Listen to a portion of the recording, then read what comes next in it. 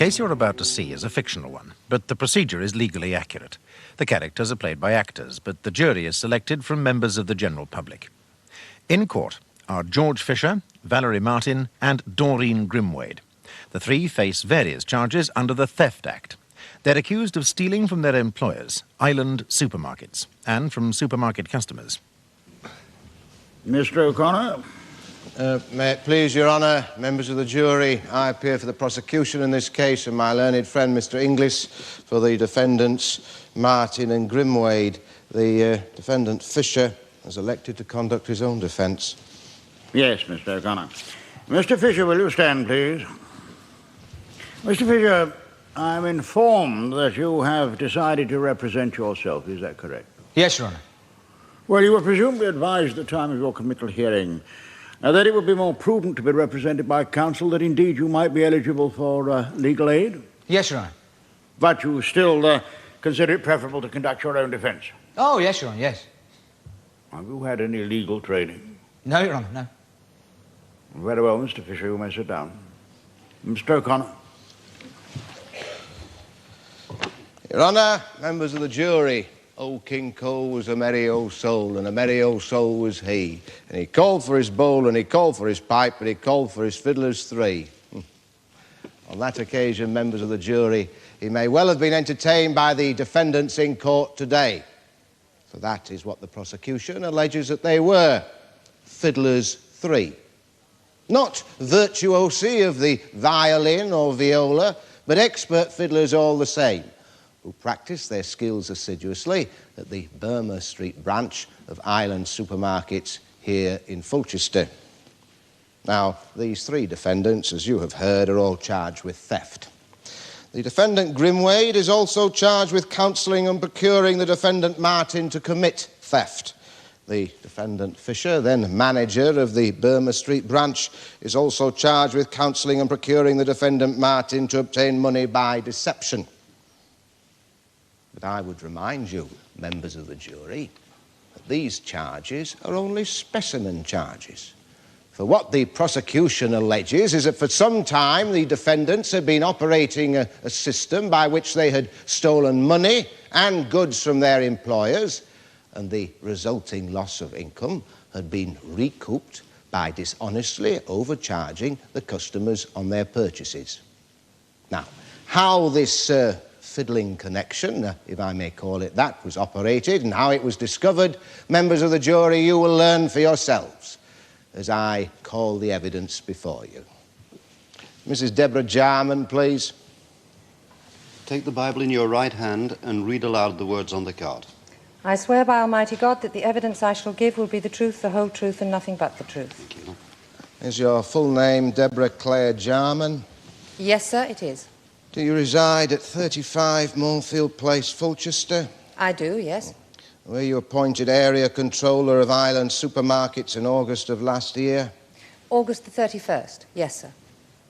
Thank you, Mrs. Jarman. Now, did you, as area controller, visit the Burma Street branch of Island Supermarkets on Thursday, October the 8th, 1981? Yes, sir, I did. Was this a routine visit? No, I'd just seen the quarterly audit from head office, and since Burma Street was doing well yet again, I thought I'd just drop by and pass the good news on to Mr. Fischer.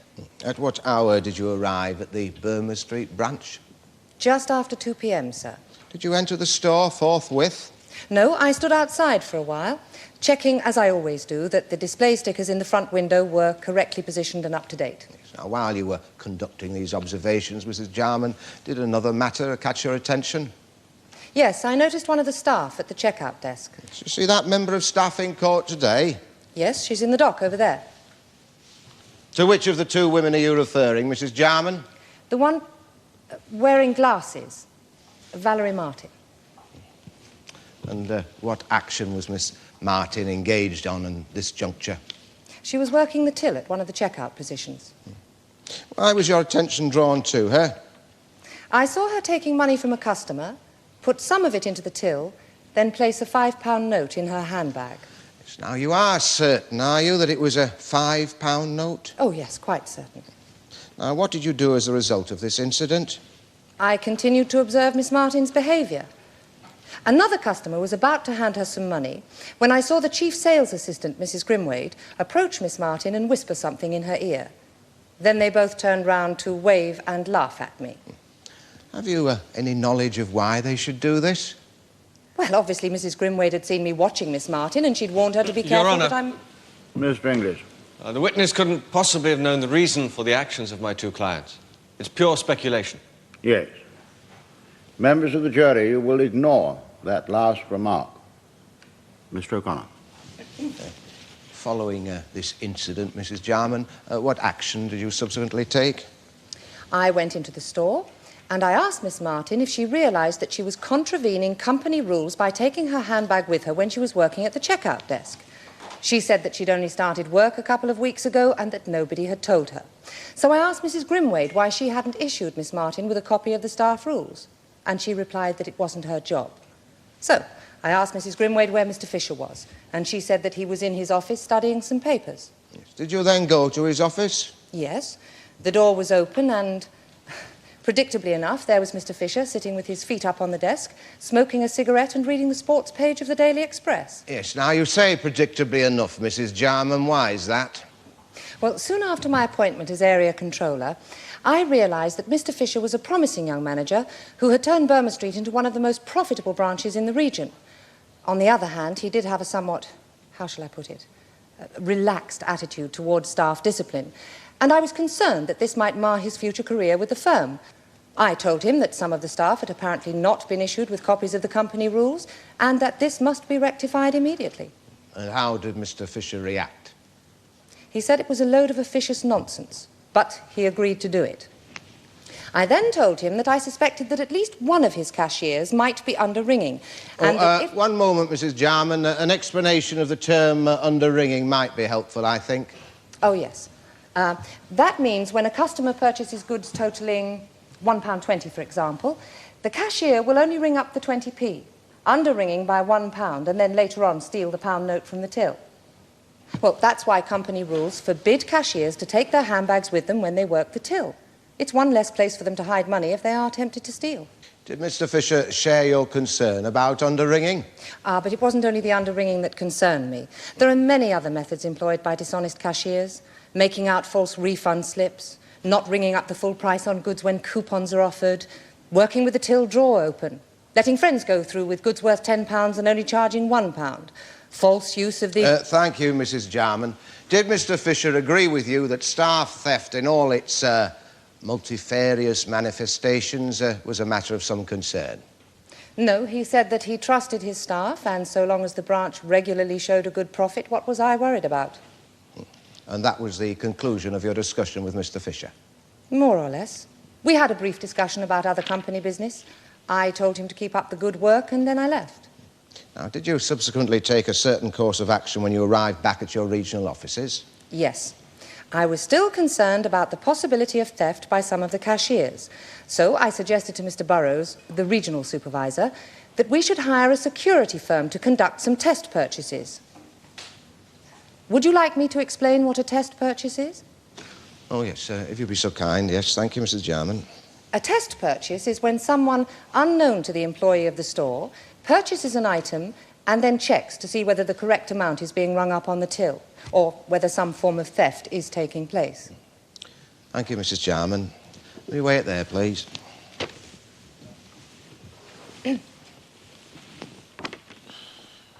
Mrs. Jarman, you were standing in the street at the time you alleged to have seen Miss Martin place a £5 note in her handbag. Is that right? That is correct, yes. At what distance separated you from Miss Martin? Roughly will do. Not very far. The checkout desks are quite close to the front window, about 5 or 6 feet, I should imagine. Was your view obstructed in any way? No. Miss Martin was working at a position slightly to the right and in front of me. I could see her till and the checkout desk quite clearly. And what is it again you claim to have seen, Mrs. Jarman? A customer gave Miss Martin a £5 note and some change. She then placed the change in the till and the £5 note in her handbag. And where was her handbag at this time? On the shelf of the checkout desk, just underneath the till. Really? So you're asking the court to believe that in full view of a shop full of customers, And in full view of all and sundry passing by in the street, Miss Martin stole a £5 note quite openly from the till and brazenly stashed it away in her handbag, are you? That's what she did. I saw her do it. If you were that certain Miss Martin had stolen the £5, why did you not go straight inside and have it out with her? Well, it was obvious from the way Mrs. Grimade and Miss Martin laughed and giggled at me that by the time I'd have entered the store, they'd have cooked up some story or another between them to explain why the money was in her handbag. I see. It didn't cross your mind, then, to ask Miss Martin if she had a perfectly legitimate reason for taking money from the till? No, it didn't. I see. So it's purely because of your interpretation of what you claim to have seen, and without asking for any explanation, that a train of events was set in motion which has unfortunately resulted in Miss Martin and Mrs. Grimade appearing here in court today. And Mr. Fischer as well. Please don't forget me. Yes, all right, Mr. Fischer. Yes, you will have your opportunity to question this witness in just a few moments. I have no further questions, Your Honour.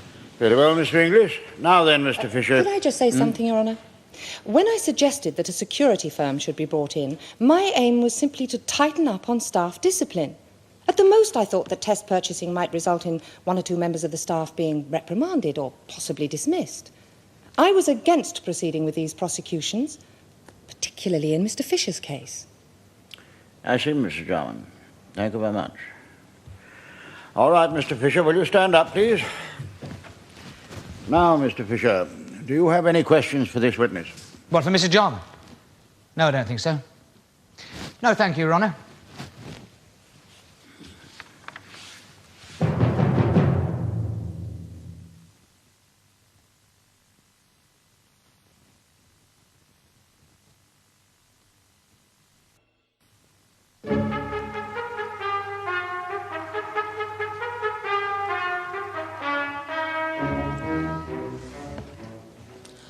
I swear by Almighty God that the evidence I shall give will be the truth, the whole truth, and nothing but the truth. Is your full name James Ewart McFersonen? Yes, sir, it is. Do you reside at flat number 3, 17 Woodbank Drive, Fulchester? Yes, sir, I do. And what is your job designation, so to speak? I'm an undercover agent, sir. An undercover agent, did you say? Yes, Your Honour. You mean like James Bond? I've often been asked that question, Your Honour. Have you indeed? And what do you answer? I'm only licensed to ride a motorcycle, sir, not to kill. Yeah. Very little difference, if you ask me. Mr. O'Connor? Would you tell the court what your duties comprise as an undercover agent for Boswell Security? Yes, sir. My duties comprise of obtaining employment as an ordinary member of staff in the firm I'm assigned to investigate, and then to identify and report any instances of loss occurring through dishonesty. And did you, on November the 5th, 1981, obtain employment at the Burma Street branch of Island Supermarkets? Yes, sir, I did. I obtained employment on a part-time basis, which meant... Yes, now, before we proceed any further, Mr. McFersonen, I'm sure that the jury must be wondering, as indeed I am, why it was deemed necessary to go to the lengths of employing an undercover agent to check on the activities of one young cashier. Mrs. Jarman, if I remember correctly, suggested that the process of test purchasing would have been quite adequate for the purpose. Could you enlighten us at all, Mr. McFersonen? Yes, Your Honour. A series of test purchases was conducted at the Burma Street branch. It is only in cases where results of tests like these cause concern as to the true extent of staff dishonesty that Boswell Security might be asked to put someone in to find out exactly what was happening. Now, by put someone in, you mean install an undercover agent like yourself? Yes, Your Honour. I see. Well, this must have been a very unusual, somewhat trivial assignment for you, Mr. McFersonen. I mean, isn't most of your work involved with more serious crimes, such as industrial espionage? No, Your Honour. An increasing number of firms in the distributive and retail trade are employing undercover agents. They have to. £750 million was lost last year through theft from shops. Yes, but that's surely mainly due to shoplifting, isn't it? Well, no, Your Honour. Shoplifting only accounts for about a third of it. The other £500 million is lost through staff negligence and pilferage. That's over £1 million a day, Mr. McFersonen. Yes, Your Honour. Then there are price increases to make good the losses, and up goes the cost of living by 2 pence in the pound. Are you seriously saying that staff pilferage adds 2 pence to the cost of living? Yes, Your Honour. Dear. Mr. O'Connor? You say you obtained part-time employment at the Burma Street branch, Mr. McFerson. What hours did you work? Thursday afternoon, 2 till 8, Fridays and Saturdays, 9 till 8. Yes, and what were your duties? Well, basically, sir, helping wherever it might be needed. Unloading in the stockroom and butchery department, shelf filling customers' shopping bags, that sort of thing. Yes, in other words, your duties gave you access to every part of the store. Yes, sir, they did. Now, between November the 5th, when you started work at Burma Street, and Friday, November the 27th, did you make any observations in relation to the three defendants? Can I refer to my notes, Your Honour? When were they taken? Well, whenever I could find an excuse to hide away and write them up. But at approximately 2-hour intervals each day. Every day? Yes, Your Honour. Well, I do trust we're not going to have every word read out in court, Mr. McFerson. No, Your Honour. Most of the notes apply to other employees at the branch. I only wish to refer to the passages that apply to the three defendants on trial today. Very well. Mr. O'Connor. Yes, Mr. McFerson, could we confine ourselves for the moment, please, to the events of Friday, November the 27th? Have you notes of the sequence of fiddles that occurred during the course of that day? I have, yes. Yes, well, how did the day start? Well, as it always did, sir. The store opened at 9 o'clock, and Mr. Fischer arrived at 9:45. Went straight to the wine tobacco kiosk and removed a packet of 20 cigarettes. Yes. Now, did he pay for those cigarettes, Mr. McFerson? No, sir. Did you say anything about this to him? Oh, yes, sir. When I pointed out to him that he hadn't paid for them, he replied, "Look, old son, I don't pay for cigarettes, never have done." Did I hear you correctly, Mr. McFerson? Mr. Fischer said he never paid for cigarettes? Yes, sir. Well, how long did he mean by never? Do you know? No, sir. Well, how long had he been manager of the Burma Street branch? Do you know that? Well, not exactly, sir. A year to 18 months, I believe. A year to 18 months? Oh, really? Now then, immediately following this incident with the cigarettes, did Mr. Fischer give you certain instructions? Yes, sir. He told me to work with Miss Martin at a checkout desk, packing customers' shopping bags. And while you were thus employed, did you notice anything in particular about Miss Martin's behaviour? Yeah, I noticed that on several occasions, when taking money from customers in payment for goods, Miss Martin repeatedly rang up £1 less than the correct total, and that each time she did so, she wrote her signature on a piece of paper beside the till. Yes. Now, how many times did she do this? 5 times, sir. Yes, will you look at this, please? Thank you. Now, is that the piece of paper upon which you saw Miss Martin sign her name on each of the 5 occasions you saw her underring by £1? Yes, sir. There are copies of the photocopies available, Your Honour. Very well. Let that be marked exhibit number 1. And then what happened? Well, the next time a customer handed her a £5 note in payment, Miss Martin rang up the correct total, but placed the £5 note in her handbag. Yes, now, where was the handbag located when she did this? On the shelf, sir, just below the till. Yes, now, will you look at this till roll, please, and this cashing up slip? Yeah. Is that the till roll you later saw removed from Miss Martin's till and the cashing up slip that you saw completed? Yes, sir, they are. Yeah. Let the till roll be marked exhibit number 2, the cashing up slip exhibit number 3. Now, is the end total of money on the till roll identical to that on the cashing up slip? Yes, sir, it is. So, although Miss Martin had taken a £5 note from the till, this fiddle would not be brought to light by any discrepancy between the till roll and the cashing up slip, since she had previously taken good care to underring by a total of £5. That's right, sir. Very well, Mr. McFerson. Let's now move on to the next fiddle. Did there come a time shortly afterwards, on November the 27th, when you were present at a conversation which took place between Miss Martin and Mrs. Grimade? Yes, sir. It was 11:25 and I was alone in the staff room trying to write up my notes on the day's events so far when the 2 women entered, laughing and joking. Each of them was carrying a brown paper parcel. I said, "What have you got there, then?" Miss Martin replied, "The meat for the weekend, stupid." And Mrs. Grimade said, "Go on, Sonny Jim, there'll be a nice shoulder of lamb waiting for you in butchery as well." I then said, "Suppose someone found out you were taking meat home every week without paying for it." And she replied, "Don't worry yourself about that." Miss Martin then said, he won't even take a chipolata. And Mrs. Grimade said, "Why, what's wrong?" I said, "Nothing's wrong. I am an undercover agent for a security firm. At which she snorted and replied, "What, a weedy little squirt like you?" At which point they both started to laugh and giggle again, and I left the staff room in order to find somewhere quiet to continue writing up my notes. Yes. Now, did there come a time later on that morning when you were shelf filling and Mr. Fischer approached you clutching something in his right hand? Yes, sir. What was it? A large tin of spaghetti hoops, sir. Did he say anything to you? Yes, sir. He pointed at Miss Martin, who was by now back working on the checkout till, and said, "Give this to her, she knows what to do." Yes. And what did you do then? I went over to the checkout desk, gave Miss Martin the tin of spaghetti hoops, which she placed beside the till. Yes, now, did you remain at or near the checkout desk to observe what then transpired? Yes, sir. Miss Martin continued to ring up customers' bills as if nothing had happened. So, will you look at this tin, please? Yeah. Is that the tin of spaghetti hoops? Yes, sir, it is. Let the tin be marked exhibit number 4. What is the price stamped on the top of the tin, please? 23p, sir.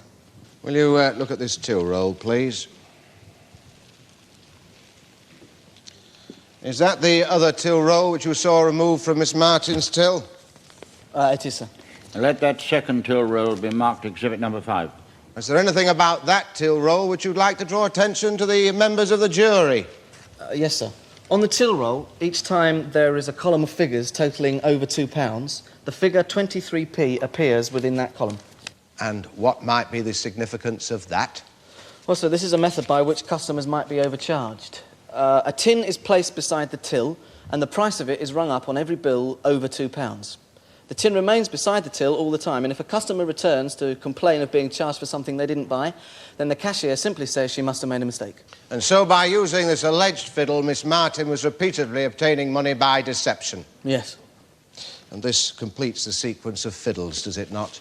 Oh, it's more than a sequence, sir. It's a system. System, you say, Mr. McFersonen? Yes, sir. Firstly, the staff at Burma Street was stealing either goods or money, and then Fischer, the manager, was organising the cashiers to make up the lost profit by overcharging the Wait a customers. minute, that's ridiculous. Your Honour is trying to make out that I'm some sort of a Mr. ringleader. Fischer, will you please sit down? Yes, Mr. English.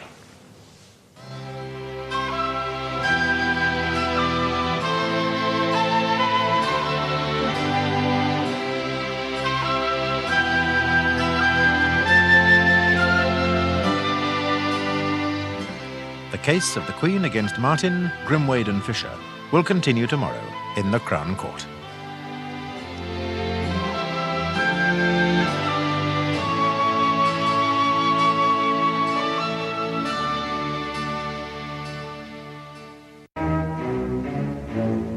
And it was at this point the police arrived to make their arrests. Yes, sir. The case you're now watching is a fictional one, but the procedure is legally accurate. The characters are played by actors, but the jury is selected from members of the general public.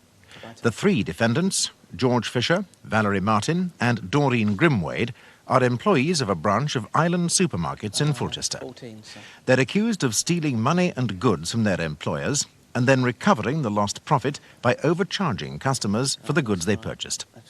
Yesterday, James McFersonen, an undercover agent for a security firm, gave evidence for the prosecution, and he will soon be cross-examined by counsel for the defence. Thank you, Mr. McFersonen. Can you wait there, please?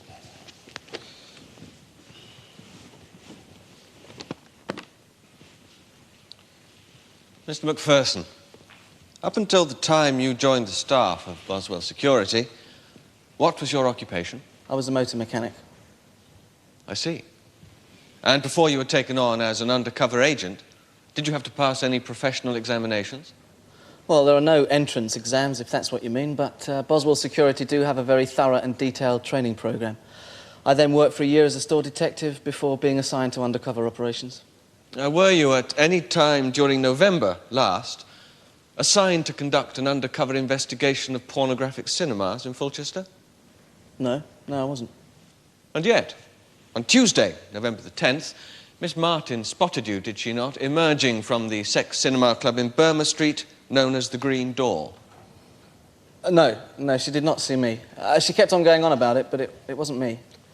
Your Honour... Yes, Mr. O'Connor. Your Honour, the proliferation of pornography in Fulchester is doubtless a matter of great public concern. Could my learned friend not be persuaded to restrict himself to questions which at least have some relevance to the trial currently in progress? Your Honour, the relevance will soon become painfully apparent.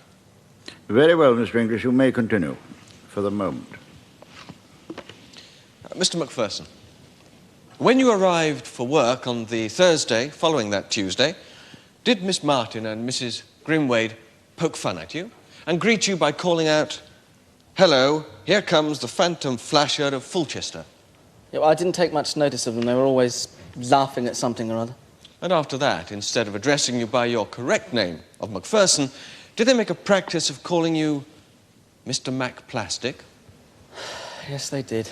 It was all extremely childish. Well, possibly, Mr. McFersonen, but you felt deeply humiliated by all this, didn't you? Two women continually subjecting you to ridicule. I'm not humiliated. Irritated's more like it. Only irritated, Mr. McFersonen? Yes. And yet, even irritation can reach a point which becomes quite intolerable, can't it, Mr. McFersonen? Just over a week later, on the morning of November the 20th, Miss Martin and Mrs. Grimade were calling you names and giggling at you as usual, and suddenly it all just got too much for you, didn't it? You attempted to strike Miss Martin across the face, and when Mrs. Grimade stepped in and forcibly prevented you from so doing, you kicked her on the shin and resorted to the use of foul and abusive language, didn't you? I lost my temper for a moment. I apologised to them both afterwards. That may be, Mr. McFersonen, but then you decided to make sure, by hook or by crook, that they'd end up in court, didn't you? No, that's not true.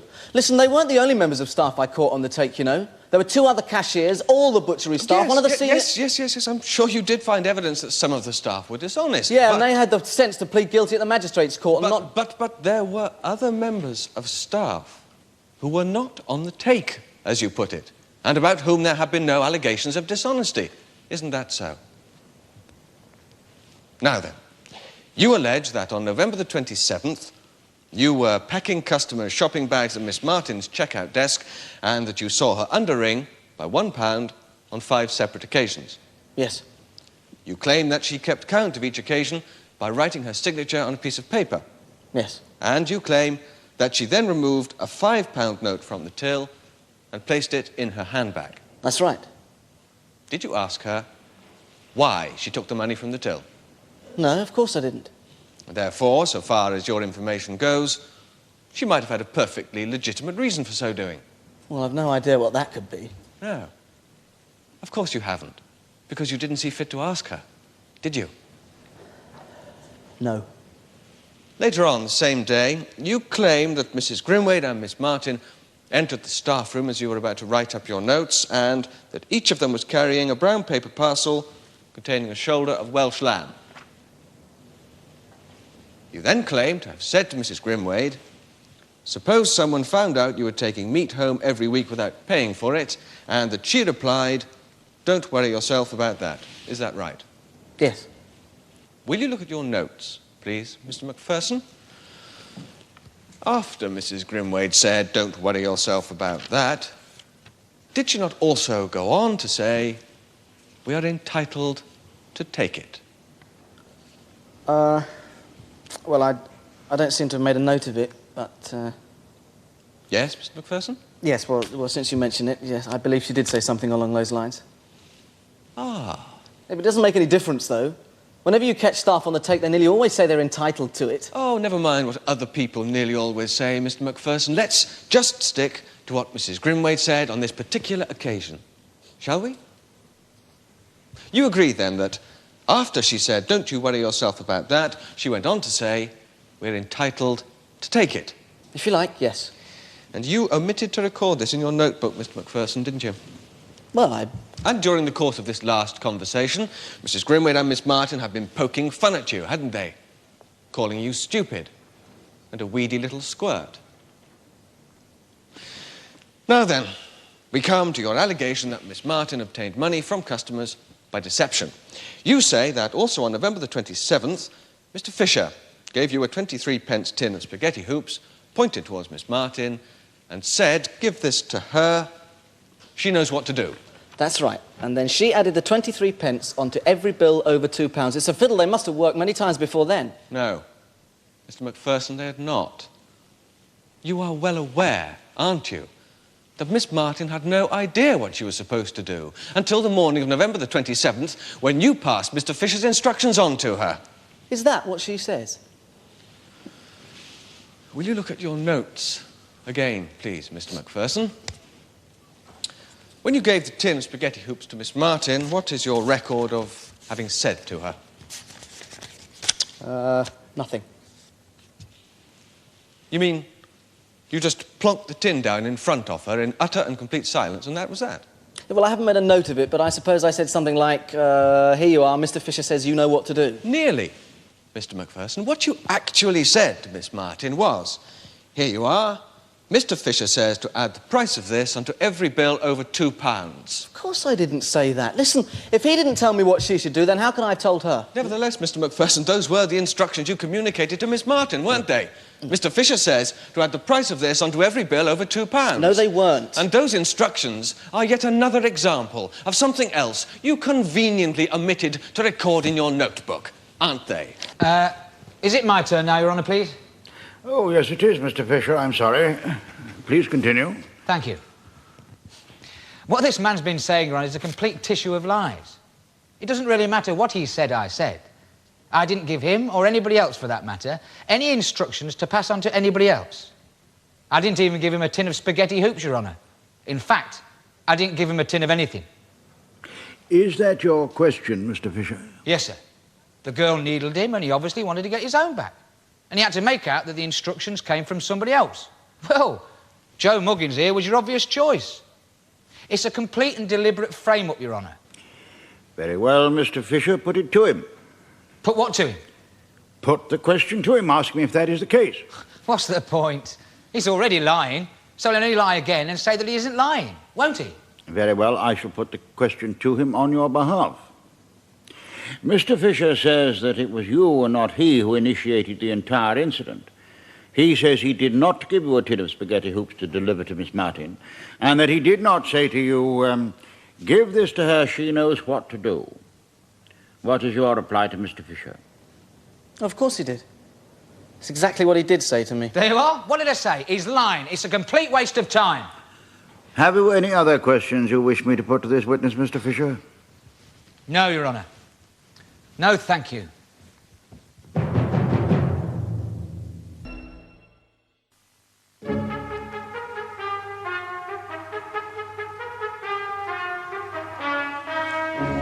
I call the defendant, Valerie Martin.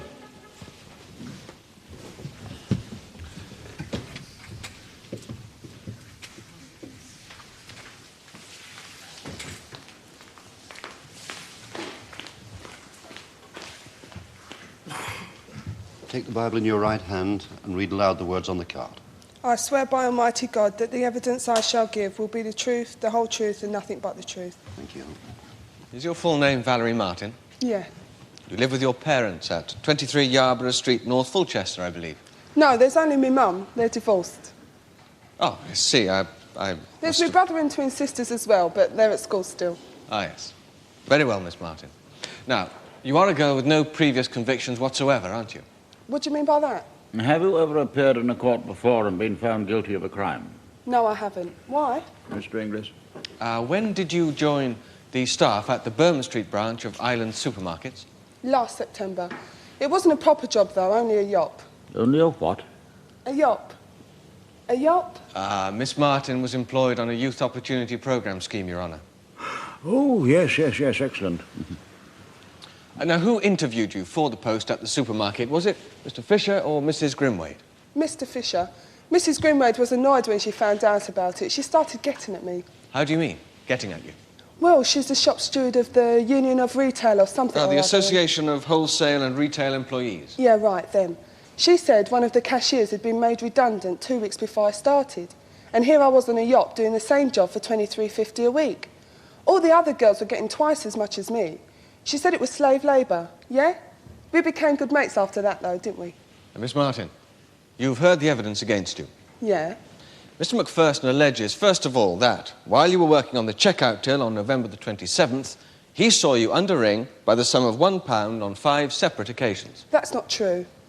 Now, did you underring on even one occasion? No, I didn't. Some of the other girls used to underring and that, but I never did. Never. But Mr. McFersonen says that you made a note of each time you underrang by writing your signature on a piece of paper beside the till. I wasn't underringing and I wasn't making a note of anything, right? Yes. We understand that, Miss Martin. But you were writing your signature, weren't you? Oh, right. Could you pass Miss Martin Exhibit 1, please? That is the piece of paper which was beside your till, isn't it?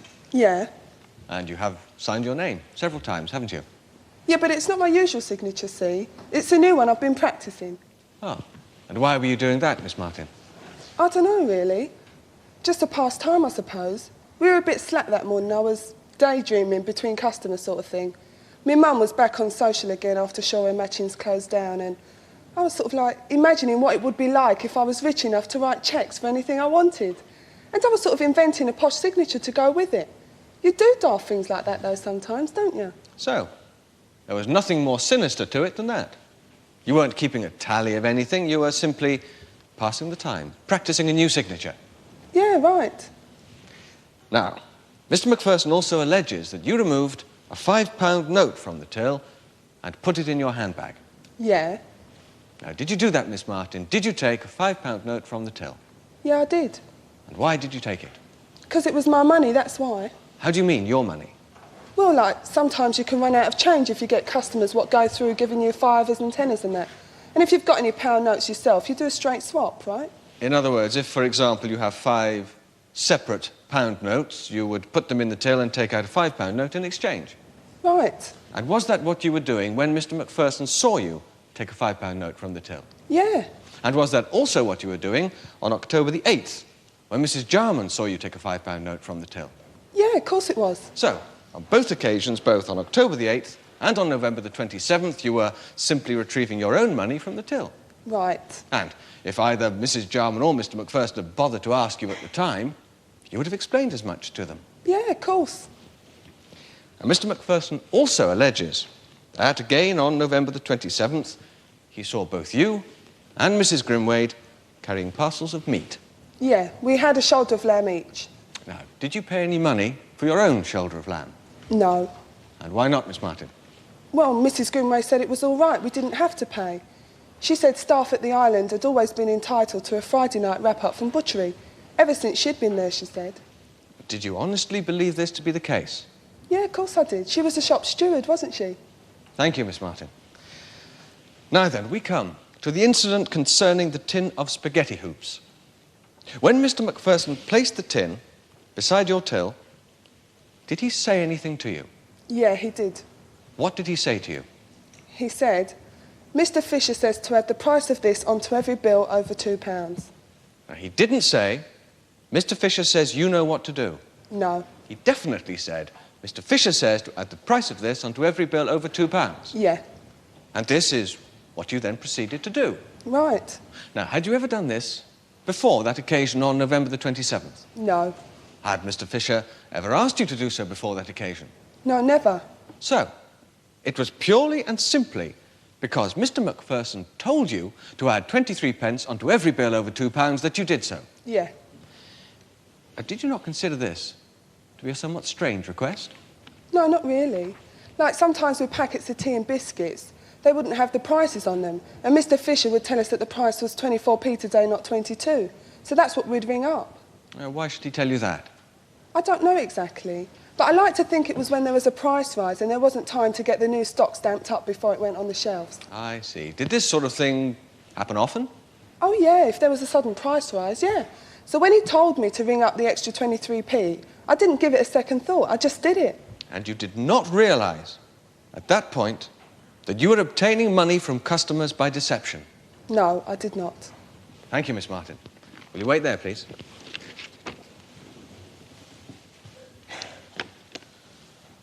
Are you still employed as a cashier at the Burma Street branch of Island Supermarkets, Miss Martin? No, they give us the push because of all this. I sign on Wednesdays with my mum now. I see. Now, you said earlier that all the other cashiers at Burma Street were getting twice as much money as you were. and that even then some of them were underringing and stealing money from the till.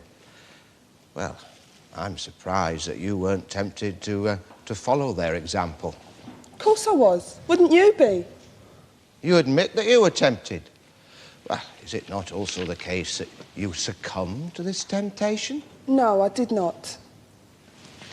Tell me then, Miss Martin, why, even after Mrs. Jarman had made it quite clear to you that it was against company rules to do so, did you take your handbag with you when you were working at the checkout desk? Because otherwise I'd have to leave it in a locker in the staff room. And there was no way I was going to do that. No way. Well, why not, Miss Martin? Because stuff kept getting nicked all the time, that's why. Even if you used your own padlock. And you continued to contravene company rules by taking a handbag with you to the till? Yeah.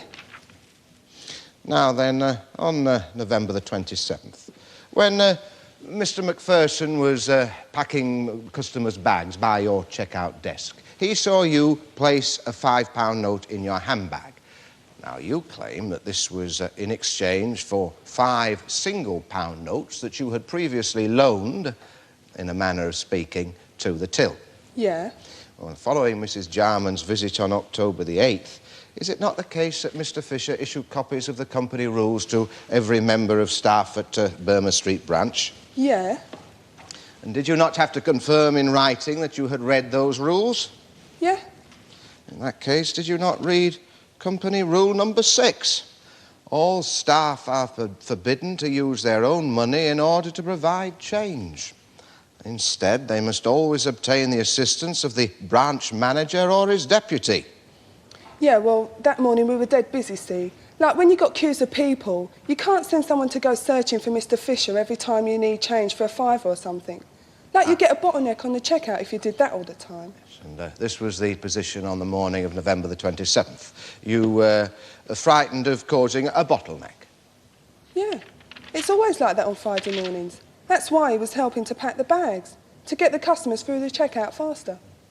Miss Martin, is that Exhibit 1 that you've got with you in the witness box? This, you mean? Yes. Now, this cold November morning, when you were besieged by a shop full of impatient customers, this was the same morning, was it, when you were practising your signature on the piece of paper? Yeah. Miss Martin, you said earlier that the shop wasn't busy on that morning. Now, I've got your exact words somewhere. Yes, here we are. Did you not say we were a bit slack that morning? And I was daydreaming, imagining what it would be like to be rich enough to write cheques for anything I wanted and inventing a posh signature to go with it. Well, I can comprehend that you might have been too busy to obtain change in the correct manner via Mr. Fischer, or that trade might have been so static that you could practice your signature. But I find it very hard to envisage how you could have both been rushed off your feet and slack at one and the same time. Well, Miss Martin? On the other hand, I can quite easily envisage that the theft of a £5 note would have made life just that little bit easier. Wouldn't it? Is that your mother there in court, Miss Martin? Is that why you won't admit your guilt? Had you been taking money from your employers and frittering it away on discos and pubs and makeup and clothes? That's how I managed to pay for the electric, Mum. And buy those shoes for the twins, Mum.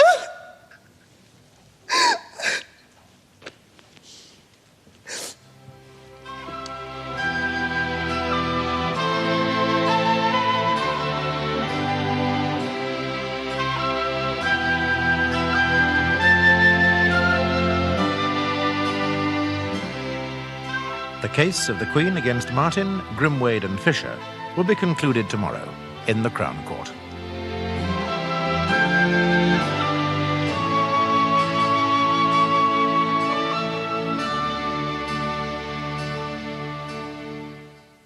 And then recovering any lost profit by dishonestly overcharging customers for the goods they purchased. Yesterday, when Valerie Martin broke down under cross-examination, the judge ordered an adjournment. How say you, Valerie Martin? Are you guilty or not guilty? Guilty.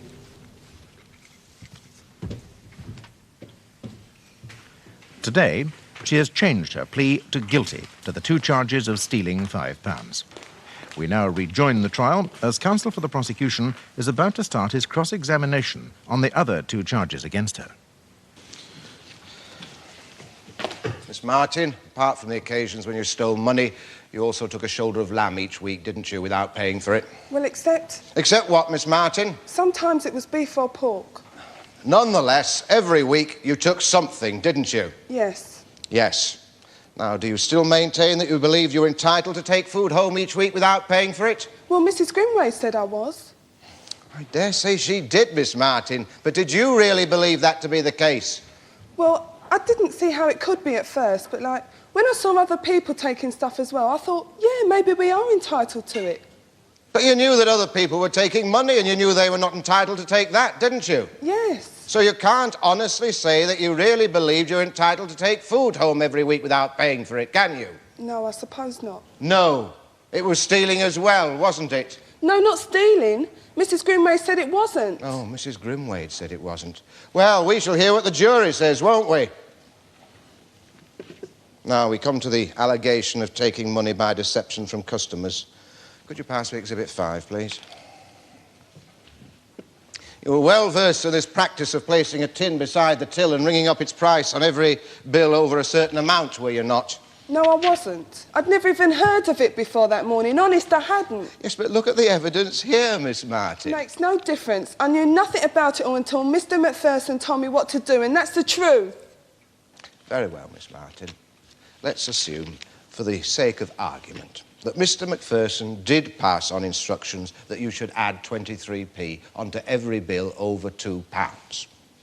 Now, even if that were the case, surely you must have realised that you were taking money from customers for a tin of spaghetti hoops that they'd not purchased. Not to begin with, I didn't. Like I said, I just did it automatically at first. But then after a few customers had gone through, I thought, there's something wrong here. This isn't like taking money from the supermarket. This is taking money from customers who maybe can't even afford it. It's wrong. Exactly, Miss Martin. So you did realise you were collaborating with Mr. Fischer in obtaining money by deception? Yes, but the second I realised that, I stopped doing it. Oh, come, Miss Martin. You can't expect the jury to believe that. This till roll contains bill after bill with 23p added on. No, you look at it again. You'll only find the first 8 or 9 bills with 23p added on. After that, I stopped dead. Yes. Yes, that's true, Miss Martin. Well, no doubt you stopped dead, as you call it, because you realised that someone had cottoned on to you.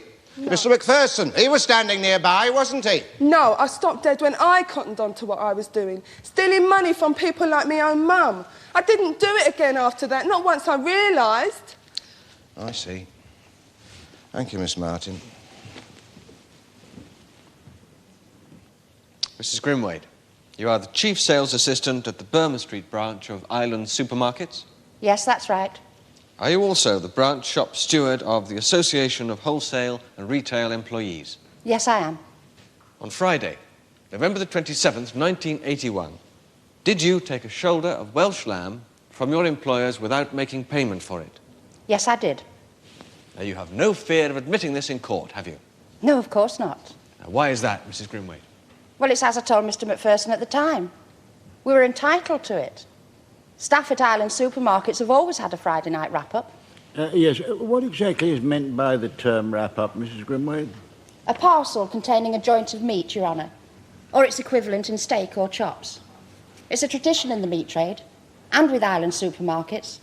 Custom and practice goes right back to the 30s, when they started off in a small butcher's shop in the High Street. You remember the 1930s personally, do you, Mrs. Grimade? No, Your Honour. I was told about it by Mr. Halliday, the area manager. Will Mr. Halliday be giving evidence to that effect? No, he won't. He died last year. How unfortunate. We're to have no evidence then to corroborate what you say about this charitable tradition, unique apparently to the meat trade. Oh, it's not only unique to the meat trade, Your Honour. There are many firms in Fulchester who carry out a similar custom and practice. Thurston's Brewery, for a start.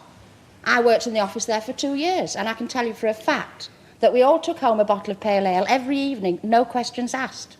And then I worked as a packer at the tobacco factory, and every Friday we ought to come and yes, Mrs. Grimade, yes, all right, thank you. Fascinating, though I'm sure the court must find your autobiographical reminiscences. I was merely inquiring as to whether we would have any evidence at managerial level from island supermarkets about this staff entitlement to the weekly wrap-up, as you call it. Yes, Mr. Fischer will confirm that, Your Honour. Oh, will he indeed? I see. All right, Mr. English. Was there a time, in fact, when a conversation took place between yourself and Mr. Fischer concerning this vexed topic of the wrap-up? Yes, last September. Mr. Fischer said he thought that Ireland might consider the possibility of a buyout. And what would that have involved, Mrs. Grimade? Well, the price of the joint of meat for the weekly wrap-up was then worth about £3.50. A buyout would mean accepting a pay rise of £5 a week. That's £3.50 for the cost of the meat and £1.50 for the income tax for the pay rise. And what happened as a result of this conversation? Nothing. I told Mr. Fischer I didn't think it was a viable proposition. Why not? It sounds fair enough to me. Well, buyouts never work, Your Honour.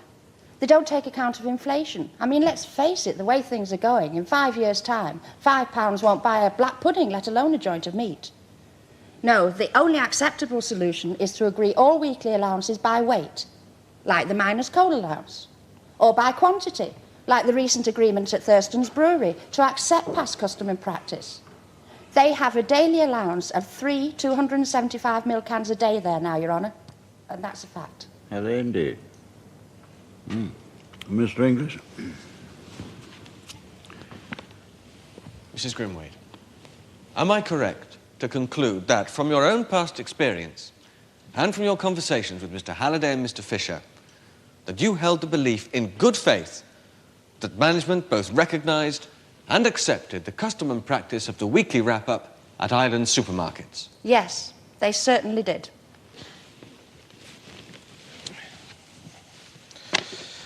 Mrs. Grimade, when you say you are the chief sales assistant of the Burma Street branch of Island Supermarkets, that's not quite correct, is it? Yes, it is. But you haven't put in a day's work there since November the 30th last, have you? I'm suspended on full pay, if that's what you mean. This whole matter has been put into dispute by the union. Really? Well, now, Mrs. Grimade, after Mrs. Jarman visited the Burma Street branch on October the 8th, did not Mr. Fischer give you a copy of the company rules, which you then had to confirm in writing as having read, perused and inwardly digested?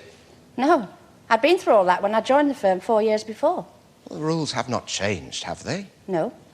Well, does not company rule number 9 state quite categorically any staff discovered removing goods from company premises without evidence of payment will be summarily dismissed? Yes, of course. And it makes no difference. Management knew very well what was happening. They accepted the wrap-up as established custom and practice. Why else would Mr. Fischer have suggested the possibility of a buyout?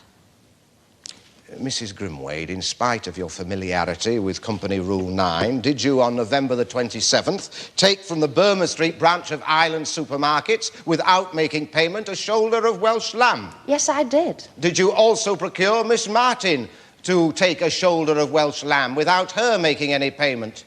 I didn't procure Miss Martin to do anything. I merely advised her on custom and practice. But this was a custom and practice of theft, was it not? No, it was not.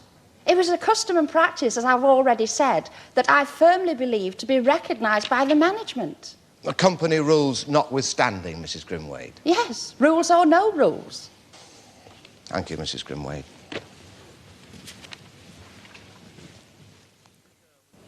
Mr. Fischer, will you stand now, please? Mr. Fischer, it is now for you to conduct your own defence. You have 3 options. You may choose to remain silent and give no evidence at all. You may make an unsworn statement from where you stand in the dock, in which case there will be no cross-examination. Or you may go into the witness box and give evidence on oath, in which case more weight will be given to your evidence, but then you may also be cross-examined. Which course do you choose? I think I'd like to give evidence on oath, please, Your Honour. Very well, Mr. Fischer, then please come into the witness box. Excuse me, please.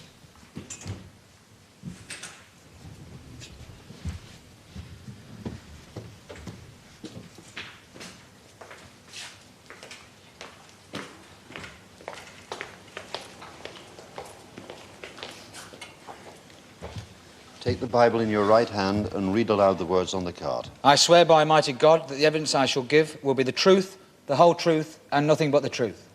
Thank you. Very well, Mr. Fischer, you may start your evidence now. If you encounter any difficulties, I shall endeavour to do my best to be of assistance.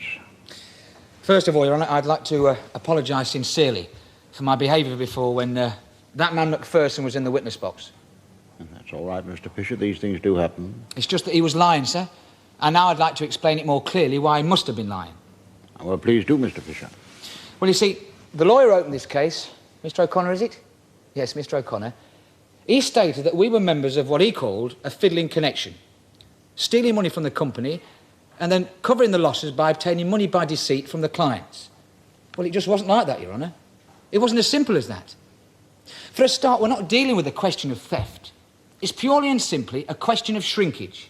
Now, shrinkage Mr. Fischer? Yes, Your Honour, shrinkage. Oh, I'm sorry, let me explain.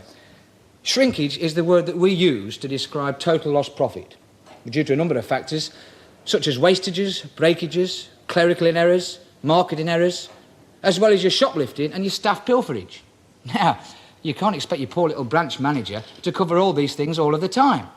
So, the only surefire way to keep your shrinkage down is by means of what we call bunching. Bunching? Yes, Your Honour. Bunching. Well, bunching is basically overcharging the clients to make up for your shrinkage. It goes on all the time, I'm afraid, and it's all perfectly legal. For example, fruit and veg. Well, you always sell more fruit and veg at the weekend, so what you do is you buy cheap at the beginning of the week and then sell at the end of the week with marked up prices. Tea, biscuits, sugar, any fast-selling lines like those, well, you just stick on an extra 2p on them for a day or so and, well, you'll be surprised how much profit you can make like that. And then there's your good reps. I mean, your good reps, they'll tell you that next week one of their products is going up in price. So what you do is you bang in a big order and stick it in the storeroom. And then when the prices do go up, you bring it out and sell them at the new prices. Now that is what we call bunching. Yes, this is all very informative, Mr. Fischer, and all than somewhat alarming. But what exactly was the point you were hoping to make in your defence? Well, simply this, Your Honour. With all those perfectly legal means available, I mean, the story that man McFersonen told the court about me working a fiddle with one of my cashiers to add on the price of a tin of spaghetti hoops to every bill over £2, well, I mean, it's laughable.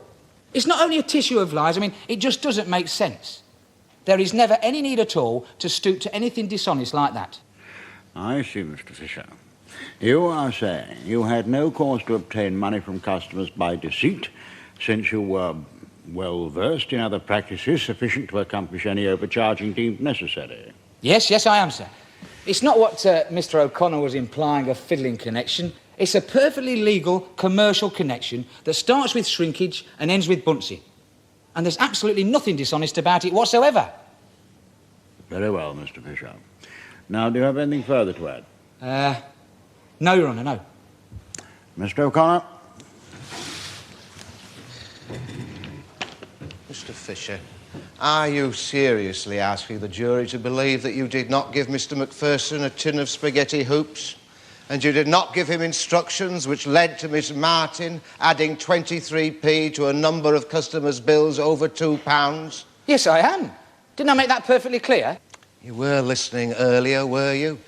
When you heard Mr. McFersonen, a trusted and experienced employee of Boswell Security, give evidence on oath that you did give him such instructions? Yes, I was. And as I said then, and I keep on saying, he was lying. Really, Mr. Fischer? Is that so? I see. What about the cigarettes that you took every day without making payment? I suppose you'll be asking the jury to believe that Mr. McFersonen was lying about that as well. Oh, yes. Now, the cigarettes now. I nearly forgot about those. Your Honour, could I refer to my notes, please? Notes, Mr. Fischer. When did you make those? Oh, about 20 minutes ago, Your Honour. During the adjournment. Well, how can they possibly have relevance to events which took place possibly months, if not years ago? Well, these are legal notes, Your Honour. Legal notes, Mr. Fischer? Yes, Your Honour. It's a passage from a book that I found lying over there, and I've copied it out. The book's called Archbold Criminal Pleading and Practice. You've been consulting Archbold, have you? Very well, let's hear it. Well, it's on page 187, and it starts off by explaining the meaning in law of the word dishonesty. And then it goes on to say, it says, a person's appropriation of property belonging to another is not to be regarded as dishonest if B, he appropriates property in the belief that he would have the other's consent if the other knew of the appropriation and the circumstances of it. Yes, Mr. Fischer.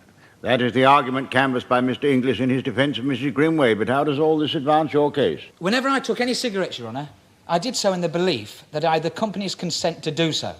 Yes, but Mrs. Grimade quoted a conversation with you as one of her sources of confirmation for the belief that she had the consent of her employers. Now, you cannot be your own source of confirmation, Mr. Fischer. Oh, no, Your Honour, no. That's Mrs. Jarman. Mrs. Jarman? Yes, Mrs. Jarman. She confirmed to me during our discussions on October the 8th that I was authorised to take any cigarettes I so wished for my own personal use. Your Honour, Mrs. Jarman said that? Oh, yes, Your Honour, yes.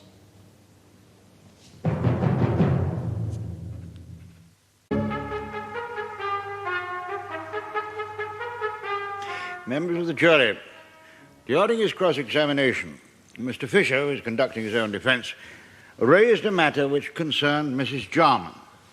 Now, this matter should have been raised at the time she originally gave evidence. However, since Mr. Fischer failed to speak out at the proper time, the prosecution now have the right of rebuttal, and Mrs. Jarman has therefore been recalled to the witness box. Mrs. Jarman, will you please remember that you are still under oath. Mr. O'Connor. Mrs. Jarman, did you, on October the 8th, 1981, inform Mr. Fischer that he had the consent of Island supermarkets to take personal supplies of cigarettes without paying for them? No, of course not. Thank you, Mrs. Jarman. Now, Mr. Fischer, do you wish to question this witness any further? Well, yes, I think I should, Your Honour, yes. Very well, Mr. Fischer, you may do so now. Thank you, Your Honour. Now, Mrs. Jarman, as you know, I am no longer an employee of Island Supermarkets.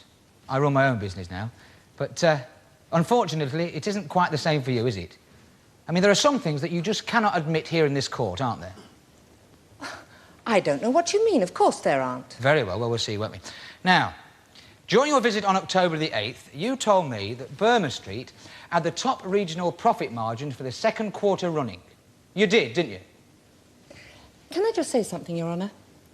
I was dismayed to hear Mr. Fischer's allegations earlier on about the prevalence of buntsing in the retail trade. I must make it quite clear that Island Supermarkets do not condone buntsing and never have done. Are you saying that you had no inkling whatsoever that Mr. Fischer was overcharging customers in this fashion? No, certainly not, Your Honour. Whenever we have evidence of branch managers attempting to resort to such methods, we clamp down immediately. I see. Very well. Carry on, Mr. Fischer. Nevertheless, you were very pleased about the way things were going at Burma Street, weren't you? At that time I was, yes. Yes, yes. And you said something to me like the board of directors ought to be eternally grateful to our little region, as you called it, for helping to provide them with some of life's little luxuries. I may have said something like that, yes. Yes. And then we went on to talk about some of the other little perks they'd got going for themselves, like the chairman with his villa in Portofino, his sidekick Ripley with his £300 suits, leased to him at £5 a year. Really... Mr. Fischer, will you stop there, please? You will not advance your defence for the charge of theft by making irresponsible allegations about your previous employers. Now, any further questions of this witness must be restricted to what she may or may not have said about your taking supplies of free cigarettes. Yes, I am sorry, Your Honour, yes. Now, Mrs. Jarman, do you remember, as you were leaving Burma Street on October the 8th, we were passing the wine and tobacco kiosk, and I reached past you and picked up a packet of cigarettes? Yes, and I told you to remember to pay for them. True.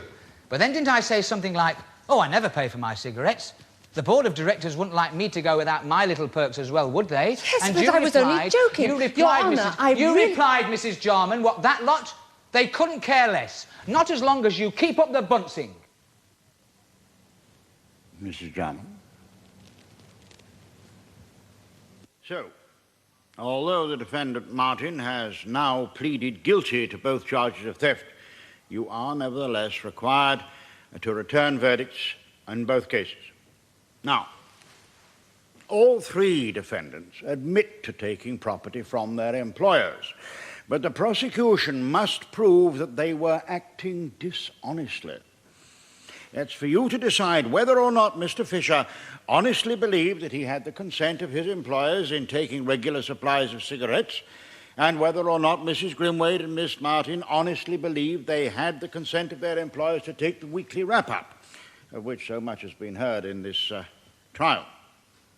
Now, if you do find that Mrs. Grimade was not acting dishonestly in taking her wrap-up, then you may also feel that she was not acting dishonestly in advising Miss Martin to do likewise.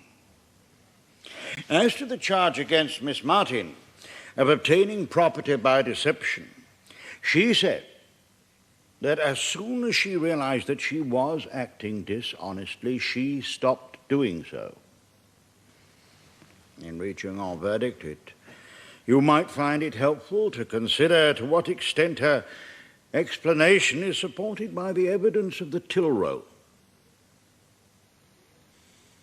The evidence against Mr. Fischer, that he counselled and procured Miss Martin to obtain property by deception, is that of Mr. McFersonen.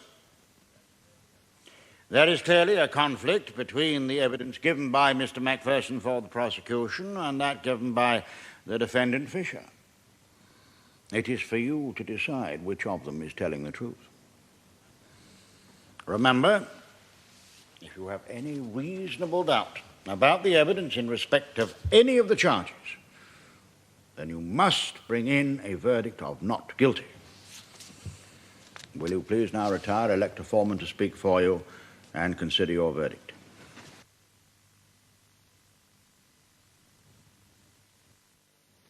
Members of the jury, will your foreman please stand?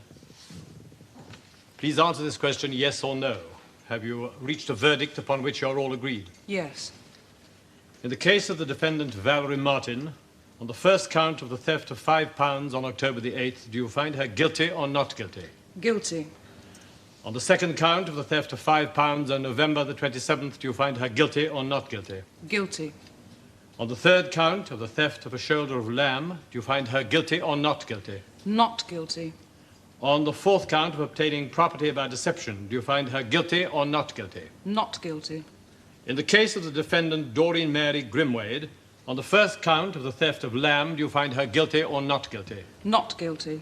On the second count of counselling and procuring Valerie Martin to commit theft, do you find her guilty or not guilty? Not guilty. In the case of the defendant George Arnold Fischer, on the first count of theft of a packet of cigarettes, do you find him guilty or not guilty? Not guilty. On the second count of counselling and procuring Valerie Martin to obtain property by deception, do you find him guilty or not guilty? Not guilty. Valerie Martin, you have been found guilty of the theft of £5 on October the 8th, 1981, and of the theft of £5 on November the 27th, 1981. You have been found not guilty of the theft of a shoulder of lamb and of obtaining property by deception. Considering your age, your circumstances, and your previous blameless record, I am minded for these two offences to place you on probation for a period of 12 months. Do you agree to that? Yes. Dorene Mary Grimade, you have been found not guilty of both charges against you. You are free to go. George Arnold Fischer, you have been found not guilty of both charges against you. You are free to go.